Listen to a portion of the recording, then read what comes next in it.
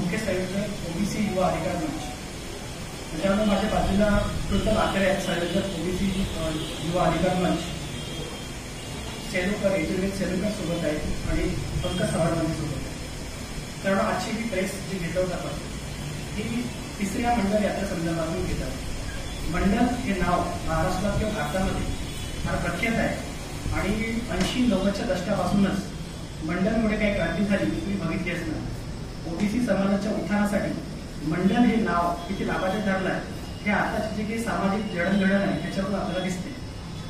तर या मंडल आयोगासाठी मंडल आयोग ज्या दिवशी लागू झाला तो दिवस होता 7 ऑगस्ट 1990 आणि त्या दिवसाच्या औचित्याने संपूर्ण भारतामध्ये 7 ऑगस्ट हा दिवस मंडल दिवस म्हणून साजरा केला जातो. अनेक ओबीसीचे अजूनही मंडल आयोग लागू झाल्यानंतर ओबीसीच्या अनेक अडचणी आहेत. त्या अडचणी समजून घ्याव्यात. ओबीसी म्हणजे काय, मंडल आयोग म्हणजे काय आणि मंडल आयोगाच्या शिफारशी काय होत्या किंवा त्या लागू झाल्यात का, लागू कशा होतील या अनुषंगाने ओबीसी, बीजेपी आणि एसबीसी समाजाचा जनजागरण करण्यासाठी पूर्व विदर्भातील 7 जिल्हे त्यामध्ये यवतमाळ, भंडारा, गोंदिया, चंद्रपूर, गडचिरोली, नागपूर आणि वर्धा अशा 7 जिल्ह्यांमध्ये ओबीसी युवा अधिकार मंच आणि संघर्ष वाहिनी मागच्या 3 वर्षापासून यात्रा काढत आहे.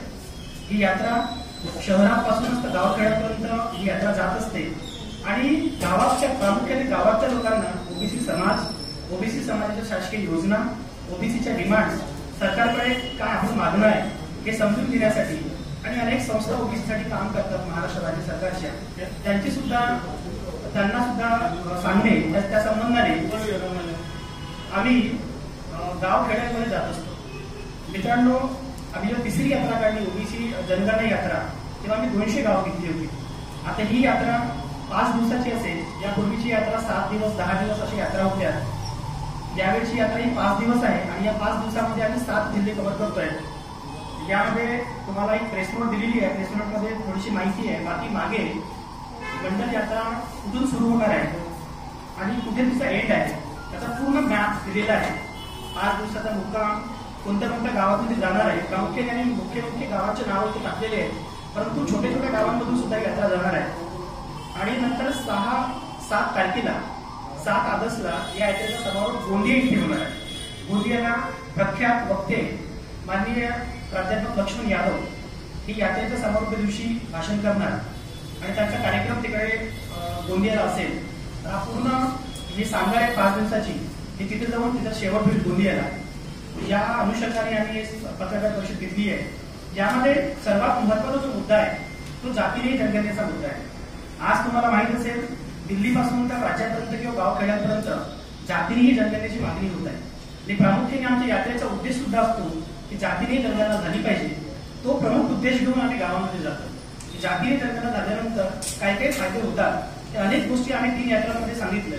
परंतु या यात्रेत आम्ही पुन्हा सांगणार गावाच्या लोकांना की समजा आपली जातीय जनगणना झाली तर काय काय प्रामुख्याने नुसतेच फायदे नाही तर आपल्याला अधिकार कसे मिळतील आणि आपण रिप्रेझेंटेशन कसं मिळवू शकतो या प्रामुख्याने या मागणीला घेऊन आम्ही समोर जातो. आणखी 8 मागण्या आणखी आहेत. मराठ्यांचे सरसकट ओबीसीकरण करू नये, महाज्योती संस्थेत 1000 कोटी रुपयांचा निधी द्यावा आणि इतर मागास कल्याण बहुजन विभागाच्या मागण्या आहेत. शेतकऱ्यांची सुद्धा मागण्या आहेत. शेतकऱ्यांना सरसकट कर्जमाफी द्या. जे व्यावसायिक आणि बिगर व्यावसायिक कोर्सेस आहेत ओबीसी विद्यार्थ्यांना आता मुलींना कुठेतरी 100% शिष्यवृत्ती सुरू झाली तर अजूनही गावखेड्यातले जे विद्यार्थी आहेत ते पैशापासून वंचित आहेत. पैशामुळे ते काही शिकू शकत नाही. त्यामुळे 100% त्यांना शिष्यवृत्ती मिळावी SC STच्या धर्तीवरच. आणि ओबीसीचा 1 लाख पदाचा बॅकलॉग आहे. मागे एका बैठकीला मुख्यमंत्र्यांचा मी होतो तेव्हा आम्हाला कळलं की 1 लाख पदे अजून भरली गेली नाही. तर तो बॅकलॉग सुद्धा झाला पाहिजे. अशा पद्धतीच्या आमच्या मागण्या आहेत. घरकुल योजना असेल किंवा इतरही ज्या गावखेड्यातल्या लोकांच्या मागण्या आहेत त्या मागण्या घेऊन ओबीसी युवा अधिकार मंच 5 दिवस भ्रमण करणार आहे आणि 5 दिवस जवळपास 100 गावांमधून जाऊन या हजारो लोकांच्या मनात जाऊन हजारो लोकांचं जनजागरण करणार. धन्यवाद.